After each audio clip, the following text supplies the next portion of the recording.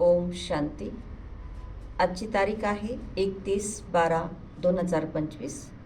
आज बाबा म्हणतात, गोड मुलांनो, Madhuban holiest of the Holy बाबांचे घर आहे. म्हणजे पवित्र ते पवित्र बाबांचे घर आहे. इथे तुम्ही कोणालाही पतिताला घेऊन येऊ शकत नाही. प्रश्न आहे, या ईश्वरीय मिशनमध्ये जे पक्के निश्चयबुद्धी आहेत त्यांची लक्षणे काय असतील? उत्तर, ते स्तुती, निंदा, मान, अपमान या सगळ्या गोष्टीत संयमाने वागतील. क्रोध करणार नाहीत, कोणालाही दैहिक दृष्टीने पाहणार नाहीत, आत्म्यालाच बघतील, आत्मा होऊनच बोलतील. पती पत्नी सोबत राहत असताना देखील कमलपुष्प समान राहतील. कोणत्याही प्रकारची इच्छा बाळगणार नाहीत. आजचं गीत आहे, जले ना क्यों परवाना. ओम शांती. रुहानी मुलांप्रती रुहानी बाबा समजावून सांगत आहेत, अर्थात भगवान शिकवत आहेत रुहानी स्टुडंट्सला. त्या शाळांमध्ये जी मुले शिकतात त्यांना काही रुहानी स्टुडंट म्हणणार नाहीत. ते तर आहेतच आसुरी विकारी संप्रदायाचे. पहिले तुम्ही देखील आसुरी अर्थात रावण संप्रदायाचे होता. आता राम राज्यामध्ये जाण्यासाठी 5 विकाररूपी रावणावर विजय प्राप्त करण्याचा पुरुषार्थ करत आहात. जे हे नॉलेज प्राप्त करत नाहीत त्यांना समजावून सांगावे लागते की तुम्ही रावण राज्यामध्ये आहात. ते स्वतः तर तसे समजत नाहीत. तुम्ही तुमच्या मित्र, नातलग इत्यादींना सांगता की आम्ही बेहदच्या बाबांकडून शिकत आहोत. तर असे नाही की ते लगेच विश्वास ठेवतात. किती पिता म्हणा, भगवान म्हणा, तरीही विश्वास ठेवत नाहीत. जे नवीन आहेत त्यांना इथे येण्याचा आदेश नाही, म्हणजे त्यांना मधुबनला येण्याचा आदेश नाही. पत्राशिवाय किंवा परवानगीशिवाय कोणी येऊ शकत नाही. परंतु कुठे कुठे काही जण येतात, तर हे देखील कायद्याचे उल्लंघन आहे. प्रत्येकाची संपूर्ण माहिती, नाव इत्यादी लिहून विचारावे लागते की त्यांना पाठवायचे का. मग बाबा सांगतात की भले पाठवून द्या. जर ते आसुरी पतित दुनियेचे स्टुडंट असतील तर बाबा त्यांना सांगतील की ते शिक्षण तर विकारी पतित शिकवतात, हे शिक्षण ईश्वर शिकवतात. त्या शिक्षणाद्वारे पायी पैशाचा दर्जा मिळतो. भले कोणी खूप मोठी परीक्षा पास करतात, मग किती काळ कमाई करतील, कारण शिक्षणामध्येच जास्त काळ जाईल. विनाश तर समोर उभा आहे. नैसर्गिक आपत्ती देखील सर्व येणार आहेत. हे देखील तुम्ही समजतात. जे समजत नाहीत त्यांना हे ज्ञान बाहेर विजिटिंग रूममध्ये बसून समजावून सांगायचे आहे की हे आहे ईश्वरीय शिक्षण. यामध्ये निश्चय बुद्धीच विजयंती होतील, अर्थात विश्वावर राज्य करतील.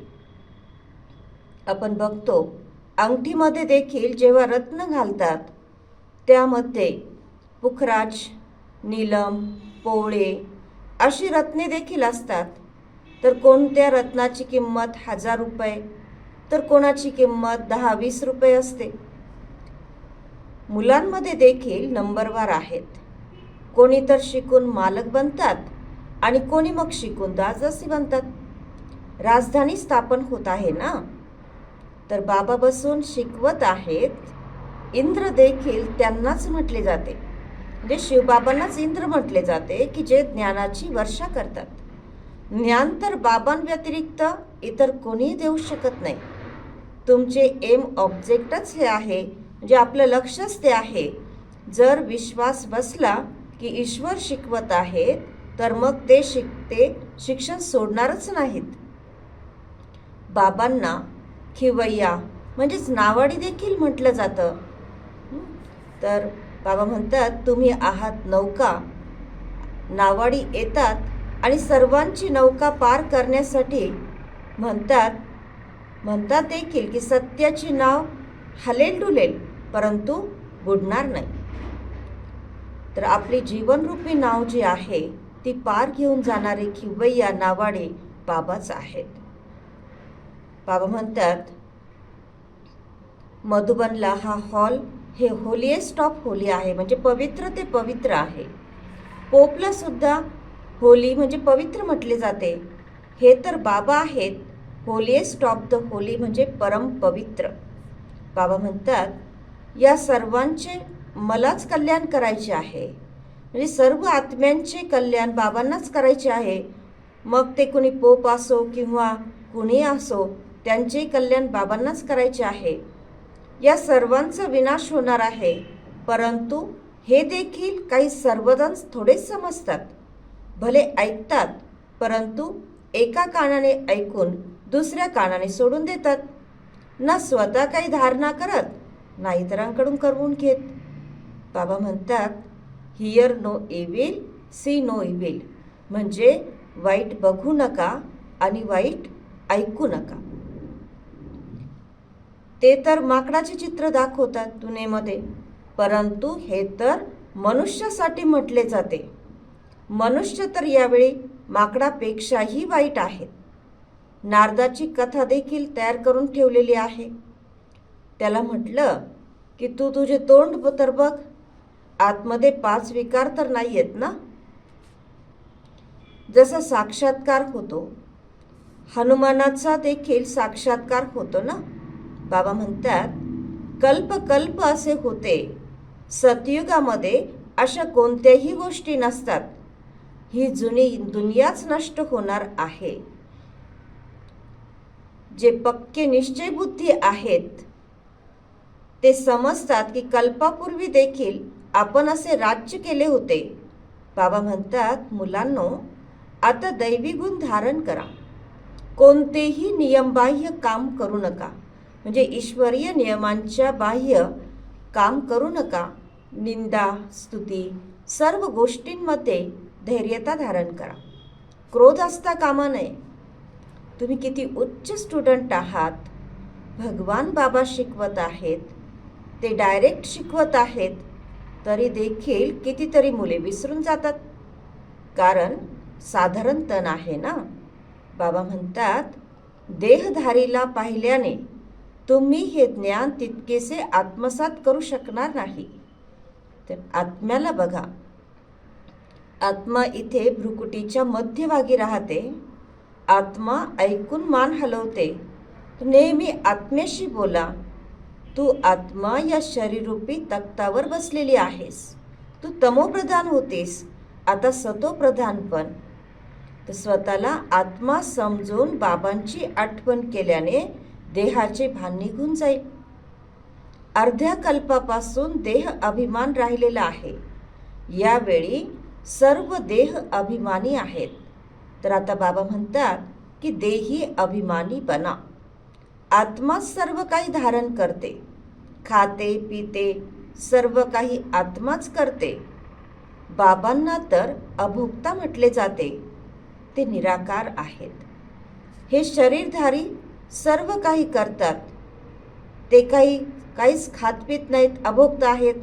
म्हणजे ब्रह्मा बाबा शरीरधारी आहेत, ते सर्व काही करतात, परंतु शिव बाबा जे अशरीरी आहेत ते अभोक्ता आहेत, ते काहीच खातपीत नाहीत.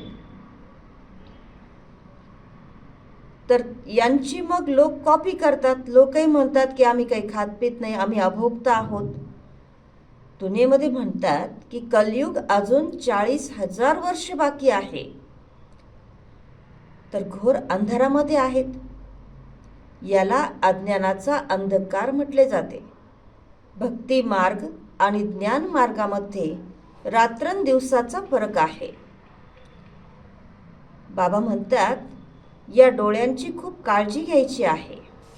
क्रिमिनल दृष्टी म्हणजे विकारी नजर जाऊ नये. पत्नीला पाहून विचलित होतात.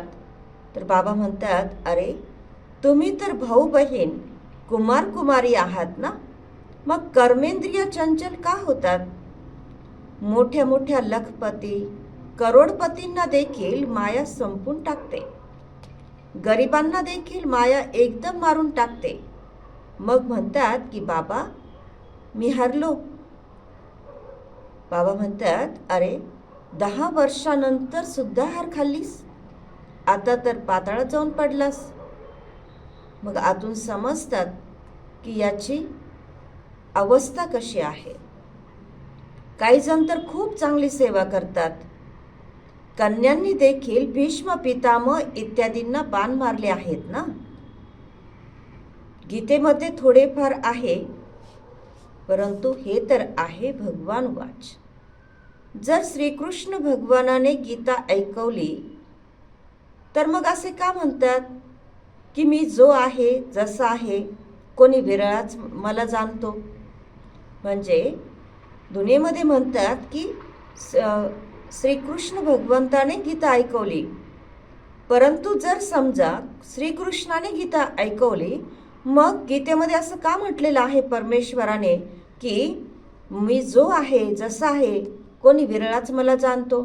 कारण जर श्रीकृष्ण असता तर श्रीकृष्णाला कुणीही बघू शकलं असतं, जाणू शकलं असतं, तर मग हे वाक्य आलंच नसतं. म्हणजे याचाच अर्थ आहे की श्रीकृष्णाने नाही, परंतु निराकार भगवंतानी ही गीता ऐकवलेली आहे.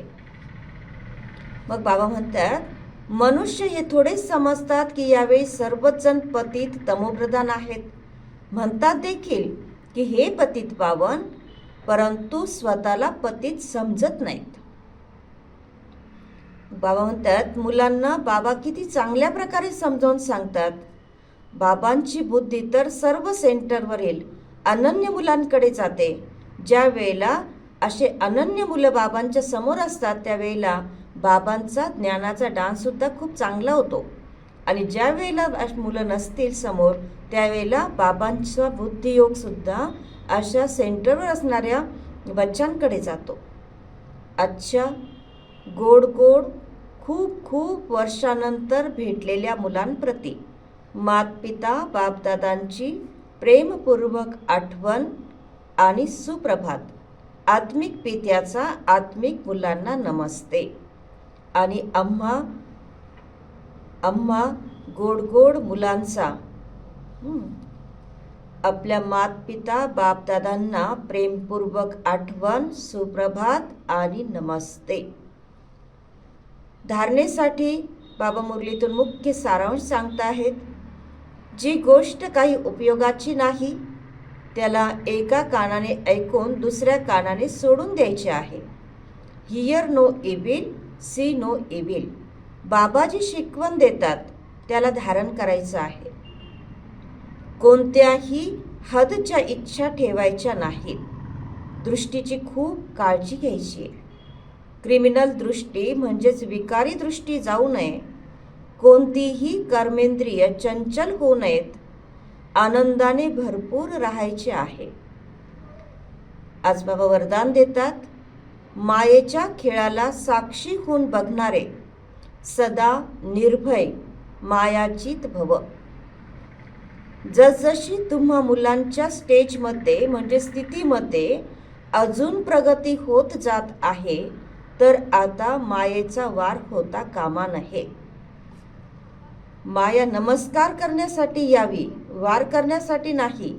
आणि माया जरी आली तरी त्याला खेळ समजून पहा, असा अनुभव व्हावा जसे साक्षी होऊन हदचा ड्रामा बघत आहात. मायेचे कोणतेही विक्राळ रूप असेल तरी तुम्ही त्याला खेळणे आणि खेळ समजून जर पाहाल तर खूप मजा येईल आणि मग त्याला घाबरणार नाहीत. जी मुले नेहमी खेळाडू बनून साक्षी होऊन मायेचा खेळ पाहतात ते सदैव निर्भय किंवा मायाचित बनतात. आजच्या मुरलीतलं बोधवाक्य आहे, असा स्नेहाचा सागर बना की जेणेकरून क्रोध जवळ सुद्धा येऊ शकणार नाही. आजचा अव्यक्त इशारा आहे, आता संपन्न अथवा कर्मातीत बनण्याचा ध्यास धरा. कर्मातीत अर्थात कर्माच्या अधीन नाही, कर्माच्या परतंत्र नाही. स्वतंत्र होऊन कर्मेंद्रियांच्याद्वारे कर्म करवून घ्या. जे गायन आहे की करत असताना अकर्ता संपर्क संबंधामध्ये राहून कर्मातीत अशी स्टेज, अशी स्थिती असते का? कोणतीही आसक्ती नसावी आणि सेवा देखील मोहवश असू नये, परंतु निमित्त भावाने व्हावी. यामुळे सहजच कर्मातीत बनाल. अच्छा. ओम शांती.